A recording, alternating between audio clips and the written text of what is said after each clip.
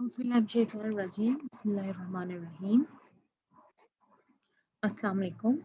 The lecture today contains the bridge full wave rectifier operation.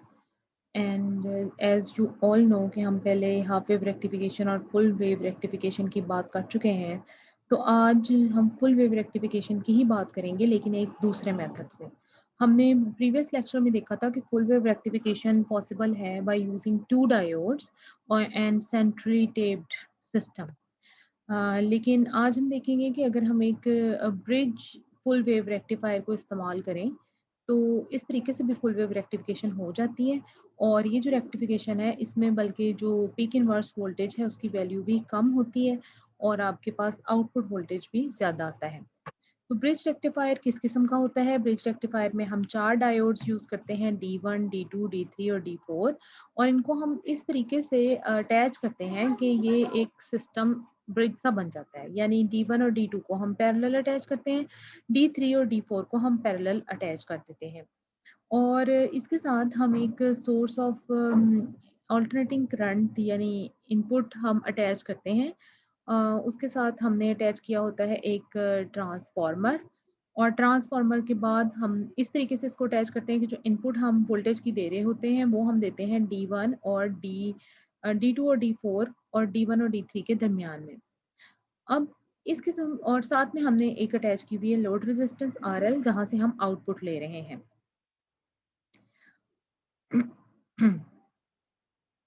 इस case में जैसे ही कोई आपके पास इनपुट वोल्टेज इसको मिलता है, तो during the positive half cycle आपके पास क्या होता है कि पॉजिटिव हाफ साइकिल में से ये जो करंट है, ये पॉजिटिव वाला जब गुजरता है तो उसके नतीजे में आप ये देखें कि यहाँ पर भी आपके पास पॉजिटिव करंट होता है, और यहाँ पर क्योंकि एक हमने इसको ग्राउंड किया हुआ है, तो एक पॉजिटिव यहाँ पर भी अटैच होता है टर्मिनल। करंट यहाँ पर भी पॉजिटिव ही आएगा। अम, अच्छा जी, अब होता क्या है कि यहाँ पर पॉजिटिव होने की वजह से ये D1 फॉरवर्ड बाइस हो जाता है, और इसी तरीके से यहाँ पर जब पॉजिटिव मिलता है इसको वोल्टेज, तो ये भी आपके पास फॉरवर्ड बाइस हो जाता है। जबकि आपके पास D3 और D4 जो हैं, ये रिवर्स बाइस होता है। तो D1 और D2 फॉरवर्ड वाइज हो जाएगा, D3 और D4 जो है आपके पास रिवर्स वाइज रहेगा। जब आप D1 और D2 फॉरवर्ड वाइज होगा तो करंट फ्लो करेगा और लोड के अक्रॉस आपको इनपुट का जिस तरह का सिग्नल है वैसे ही एक सिग्नल मिल जाएगा। During the negative half cycle यहाँ पर आपके पास D1 के अक्रॉस नेगेटिव हो जाता है पोटेंशियल, और D2 के अक्रॉस भी नेगेटिव हो जाता है। तो जिसकी वजह से ये जो नेगेटिव है इस D3 के नेगेटिव के साथ अटैच हो जाता है, और यहाँ पर भी जो आपके पास नेगेटिव है वो नेगेटिव के साथ अटैच हो जाता है। तो D3 और D4 फॉरवर्ड बाइस हो जाता है, D1 और D2 जो है वो रिवर्स बाइस होता है। तो करंट जो फ्लो करता है वो D3 और D4 में से करता है, और आपको अगेन एक पॉजिटिव हाफ साइकिल मिल जाता है। टर्मिनोलॉजी इसमें सारी इस तरह से है कि जब आपके पास पॉजिटिव जाएगा ना साइकिल, तो ये देखें इस कनेक्शन पर भी पॉजिटिव रहेगा आपके पास, और क्योंकि इस कनेक्शन पर आपके पास नेगेटिव होने वाला है, जितने भी ग्राउंड लेवल्स हैं उन सब पे नेगेटिव होने वाला है, तो उसकी वजह से यहाँ पर भी पॉजिटिव हो जाता है। अब ये पॉजिटिव जब इसके साथ पॉजिटिव मिलता है, तो जब आपके पास पॉजिटिव टर्मिनल के साथ अटैच होता है तो फॉरवर्ड बाइसिंग हो जाती है, लेकिन ये नेगेटिव और पॉजिटिव इस D3 को रिवर्स बाइस कर देते हैं। अब यहाँ पर जो पॉजिटिव है वो आपके पास इस पॉजिटिव के साथ मिलके इसको फॉरवर्ड बाइस कर देगी, लेकिन यहाँ का जो नेगेटिव है वो नेगेटिव नेगेटिव इसको फॉरवर्ड बाइस करेंगे। इस तरीके से नेगेटिव केस में होता है कि आपके पास नेगेटिव हाफ साइकिल में यहाँ पर जब नेगेटिव आता है तो नेगेटिव नेगेटिव मिलके इसको फॉरवर्ड बाइस कर देते हैं, जबकि इसको रिवर्स बाइस कर देते हैं। सिमिलरली आपके पास यहाँ पर नेगेटिव जो है वो नेगेटिव नेगेटिव फॉरवर्ड बाइस करेंगे और ये रिवर्स बाइस हो जाएगा। तो इस तरीके से D1 और D2 और D3 और D4 ऑल्टरनेटिव हाफ साइकिल्स के दरमियान कंडक्ट करते हैं करंट को, और करंट RL के अक्रॉस हमें मिलता रहता है। तो आम तौर पर जो यहाँ से हमें आउटपुट मिलती है इस केस में, वो हमें सेकेंडरी वोल्टेज के बराबर ही मिल जाती है। आप ये कह सकते हैं कि दोनों पूरे हाफ साइकिल में या पूरे साइकिल में दोनों हाफ्स में output voltage is equal to Vp secondary हो जाती है, और दो डायोड्स जो हैं वो हमेशा सीरीज में रहते हैं विद द लोड रजिस्टर, और उसकी वजह से फिर हमें दोनों हाफ साइकिल्स में कुछ ना कुछ आउटपुट मिलती रहती है।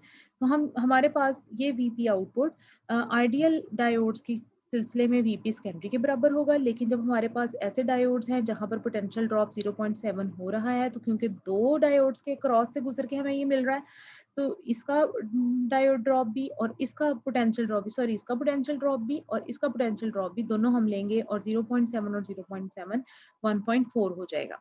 तो अब हमारे पास VP secondary minus 1.4 volt VP output आएगी। लेकिन अगर हमारे पास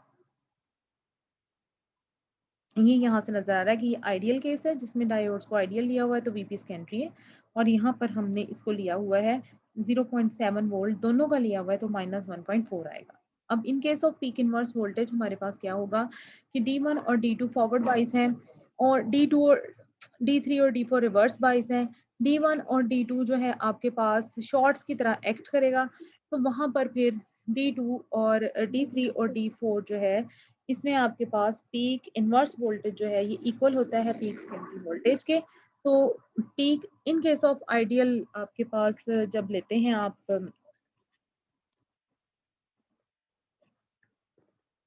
इन केस ऑफ जब आपके पास आइडियल डायोड होता है, तो आइडियल डायोड में हम पीक इनवर्स वोल्टेज को आउटपुट वोल्टेज के बराबर लेते हैं। लेकिन जब हम प्रैक्टिकल डायोड्स लेते हैं जिसमें आपके पास वोल्टेज 0.7 वोल्ट ड्रॉप हो रहा होता है, तो peak inverse voltage VP out plus 0.7 volt के बराबर आता है। इस केस में आप ये देखें कि आपके पास जो पीक इनवर्स वोल्टेज है वो, या इसको आप सेकंड फॉर्म में कह सकते हैं वीपी सेकेंडरी माइनस 0.7। तो ये इस किस्म का आपके पास जो है पीक इनवर्स वोल्टेज आता है। ब्रिज डायोड्स में पीक इनवर्स रेटिंग जो है वो लेस होती है than the central tap configuration, क्योंकि इसमें जो डायोड ड्रॉप है अगर आप उसको निगलेक्ट कर दें तो इसमें बल्कि आपके पास हाफ हो जाती है peak inverse voltage rating as compare to the central tap rectifier for the same output. ये हमारे पास एक एग्जांपल है जिसमें आपके पास एक पीक आउटपुट वोल्टेज है किसी ब्रिज रेक्टिफायर का, और इसमें हमें पीआईवी रेटिंग फाइंड करनी है। हमारे पास जो ट्रांसफार्मर है वो स्पेसिफाइड है और उसकी जो सेकेंडरी वोल्टेज है 12 वोल्ट आरएमएस है और 120 वोल्ट उसका स्टैंडर्ड प्राइमरी वोल्टेज है। अब हम पहले आउटपुट वोल्टेज देखते हैं। VP secondary is equal to, जब आरएमएस लेते हैं तो हमें उसके साथ वैल्यू लेनी पड़ती है 1.414 इंटू वी आरएमएस। तो वो 12 वोल्ट को मल्टीप्लाई करके ये देखें 17 वोल्ट बनेगी। Output is equal to VP secondary minus 1.4, वो 15.6 होगी। पीक इनवर्स वोल्टेज जो है वो हमारे पास वीपी आउट प्लस 0.7 के साथ 16.3 बन जाती है। तो इन दिस वे हमारे पास एक ब्रिज रेक्टिफायर के ज़रिए हम रेक्टिफाई कर पाते हैं करंट को।